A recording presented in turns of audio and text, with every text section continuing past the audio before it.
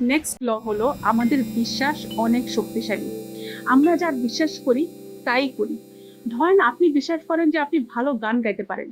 এই বিশ্বাস যতদিন থাকবে আপনি তখন এই বিশ্বাসের কারণে এত এফর্ট দিবেন আপনার এই গান গাওয়াটা ইমপ্রুভ করতে, যে আপনি অবশ্যই একদিন সফল হতে পারবেন। কিন্তু আপনি যদি আপনার এই বিশ্বাস বদলে ফেলেন তখন আপনি গান গাওয়ায় ভালো হতে পারবেন না, কারণ আপনি ধরেই নিয়েছেন যে আপনি ভালো গাইতে পারবেন না। তখন আপনি এই রিলেটেড কোনো কিছু শেখারও মোটিভেশন পাবেন না।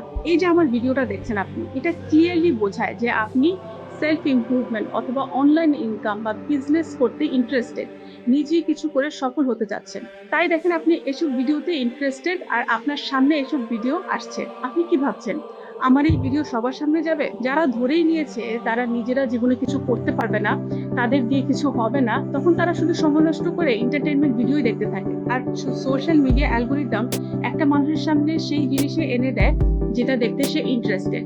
যে যেটা দেখতে পছন্দ করে, যে যেটা চায়, যেটা ইন্টারেস্টেড, সেগুলোই তার সামনে এনে দিচ্ছে। এর বাইরে সে কিছুই জানবে না। হেনরি ফোর্ডের একটা কোট আছে, এটা আমার খুবই পছন্দ। whether you think you can or think you can't, you're right. আপনি নিজের সম্পর্কে যা ভাবেন তাই হন। আপনি যদি মনে করেন যে আপনি কিছু করতে পারবেন, তাহলে আপনার সেটা করার সম্ভাবনা বেশি। আর যদি ভাবেন যে পারবেন না, তাহলে সেটা না পারারই সম্ভাবনায় বেশি। ধরেন আপনি নতুন একটা কাজ শিখতে চান, আপনি যদি মনে মনে বলেন যে আমি এটা পারবো, তাহলে আপনি সত্যিই ভালো করবেন। কিন্তু যদি আপনি শুরুতেই ভেবে নেন যে এটা আমার দ্বারা হবে না, তাহলে আপনি আসলেই সেটা পারবেন না। তাই আপনার মনের ভাবনা আপনার কাজের ফলাফলকে অনেক প্রভাবিত করে। আপনি যা ভাবেন তাই হওয়ার সম্ভাবনা বেশি। সব জায়গায় শুনবেন বলা হয় যে বিল্ড সেলফ কনফিডেন্স। কেন বলা হয়, কেন সেলফ কনফিডেন্সে এত গুরুত্ব দেওয়া হয়, সেটা নিশ্চয়ই এখন আরো ক্লিয়ারলি বুঝতে পারছেন।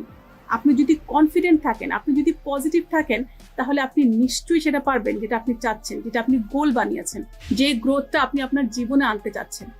যারা পারছে তারাও আমার আপনার মতোই মানুষ। তারা অনেকে রাস্তায় ঘুমাতো।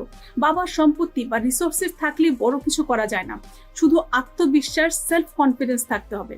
আপনার ব্রেইনকে যদি আপনি কনভিন্স করতে পারেন যে আপনি পারবেন, দেখবেন কিভাবে আপনার ব্রেইনই আপনাকে দিয়ে কাজগুলো করাই নেবে যা আপনি করতে চাচ্ছেন।